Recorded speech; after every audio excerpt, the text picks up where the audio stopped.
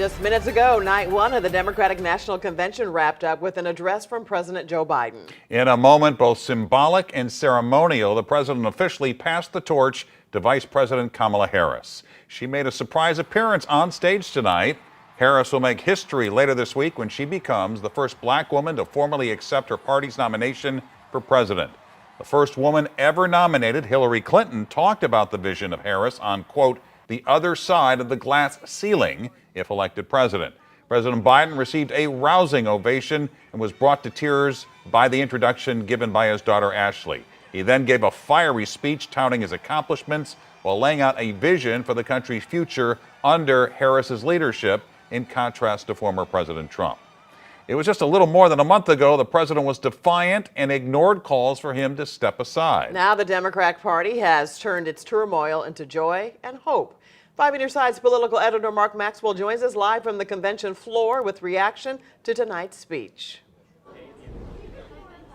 Hey, Kelly and Mike, good evening from Chicago. You know, we saw TV and political history of a different kind tonight. For the first time ever, a sitting first-term president addressed this Democratic National Convention and asked America to vote for someone else.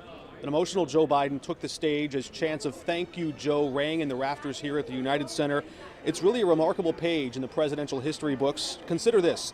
It was just 6 weeks ago when Joe Biden was daring any Democrat in the nation to come to this convention and challenge him for the job. Then, quietly, behind the scenes at first, and increasingly in public, Democrats started to make the case that perhaps his continued presence in this race might usher in a second term of Donald Trump. Ultimately, Biden took those cues and stepped aside, paving the way for a new candidate to inject new life into a party desperate for that jolt of energy. But if you listen to his speech tonight, it's hard to tell if the Democratic Party is more united around Kamala Harris or against Donald Trump.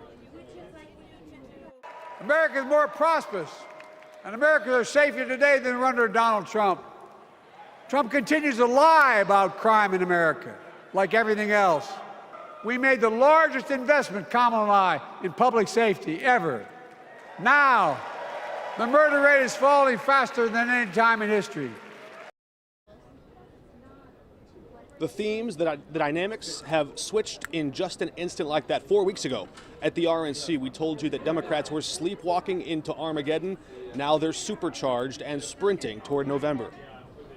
And Mark, it was a rousing night. Let's talk about what we can expect for the rest of this week. We're going to hear from President Obama, I know, tomorrow night. Yeah, that's coming up tomorrow night. President Obama, of course, a fan favorite here in the United Center here in Chicago. Then we're going to hear from the vice presidential nominee, Tim Walz. We talked to some of the delegates here from Minnesota and from Ohio, of course, where J.D. Vance is from, and they're excited to hear from him on that Wednesday night. Then, of course, Vice President Kamala Harris, the presidential nominee, closing things out Thursday. So a lot on deck. Stay tuned here all week. We'll bring it to you. But for now, live in Chicago, Mark Maxwell, 5 on Your Side. All right. Thank you, Mark. And Mark will report live from the convention every night until it wraps up on Thursday. And you can catch those reports on air, online at KSTK.com, and streaming on 5+.